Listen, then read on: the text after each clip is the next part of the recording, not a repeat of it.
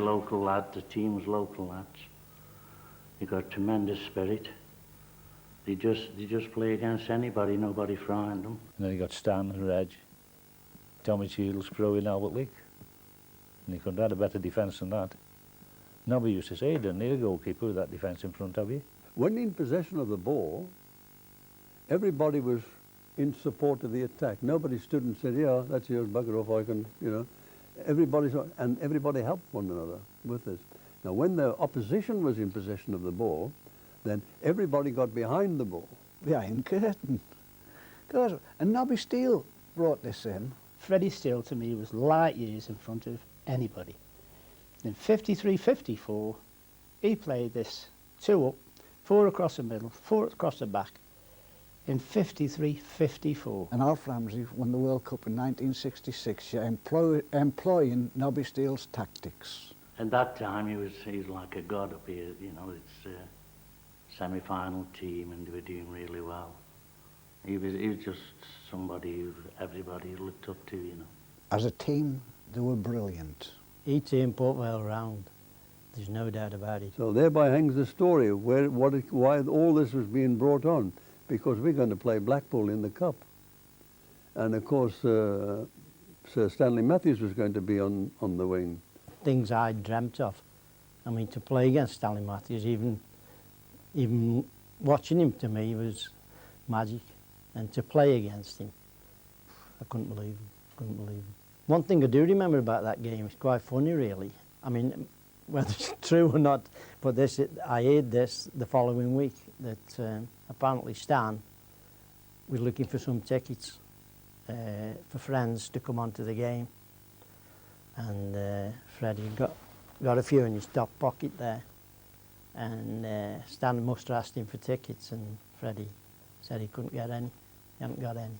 So I think that upset Matthews. That's how the story goes. It upset Stan Matthews before the game started. It was a gala occasion, 42,000 crowd or thereabouts, and in very good mood too. I mean, the Blackpool fans and the Vale fans were all mixed up together in those days, and there was no fighting. It was just a good-natured banter. The match itself was a triumph, really, for Vale. I mean, when you remember that Blackpool had won the Cup the previous year, the famous Stanley Matthews final at Wembley, when they won 4-3 against Bolton.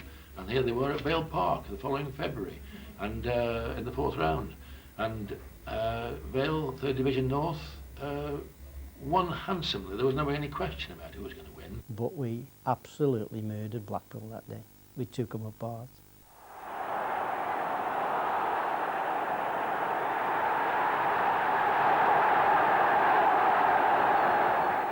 When we got the ball, we all attacked. When we hadn't got the ball, we defended.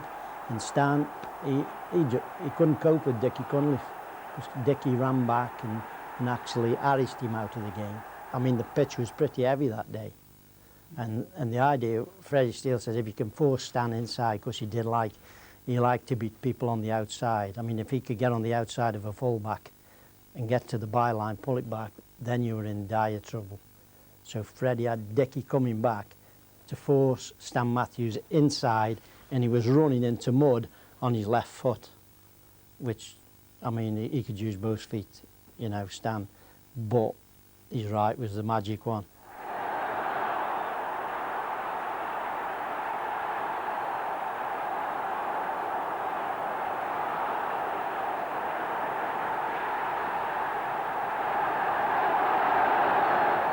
I think Stan Matthews himself, if he was asked, I've never heard him mention it, by the way, in Blackpool game, but I think he'd admit that probably it was not one of his best games. Blackpool were a team of internationals in that era, and they really were like the Manchester United of the day, virtually.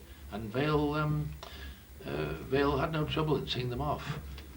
It was a day to remember. Because it was my 40th birthday, and the 20th of February, and to me that was a great day. Everybody was over the moon, weren't they? That was a brilliant game. I walked on there